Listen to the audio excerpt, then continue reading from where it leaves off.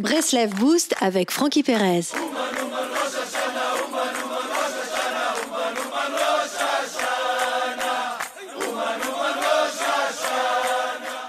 Il existe une mitzvah qui est de prêter de l'argent sans intérêt. Cette mitzvah est plus grande que celle de donner la tzedaka. Pour quelle raison? Lorsque je demande un prêt à la banque, cela a un coût, celui du temps qui passe et qui fera que la somme à rembourser sera plus élevée que celle empruntée à l'origine.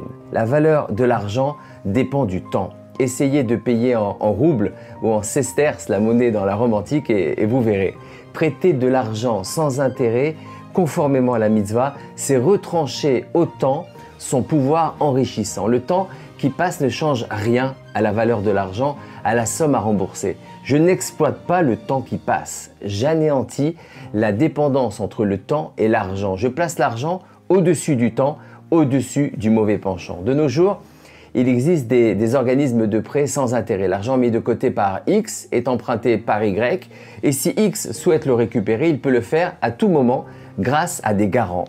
De la sorte, l'argent mis de côté ne dort jamais. Il est sans arrêt utilisé pour réaliser des mitzvot. Il y a un autre aspect merveilleux dans la mitzvah de prêter, savoir rendre son argent indisponible pour un temps donné.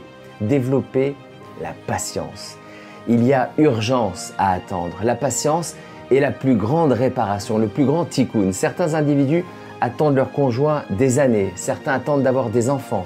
Les épreuves sont une immense salle d'attente dans laquelle chacun doit se rappeler qu'il en sortira. Seulement, on ignore quand. C'est cela la patience, c'est cela la émouna, la foi. Savoir uniquement que nous en sortirons un jour quand Hachem le décidera. Et savent, c'est pertinemment que la patience est une arme redoutable. Elle neutralise le mauvais penchant qui vit grâce au temps. Et savent, pour contrecarrer la patience, ne nous laisse pas respirer. Il faut tout avoir tout de suite, vite. Un fast-food, je n'ai pas le temps de cuisiner, vite. Une application pour payer, vite, vite. En apparence, ces outils nous font gagner du temps, mais ils nous ancrent indéfectiblement dans le temps.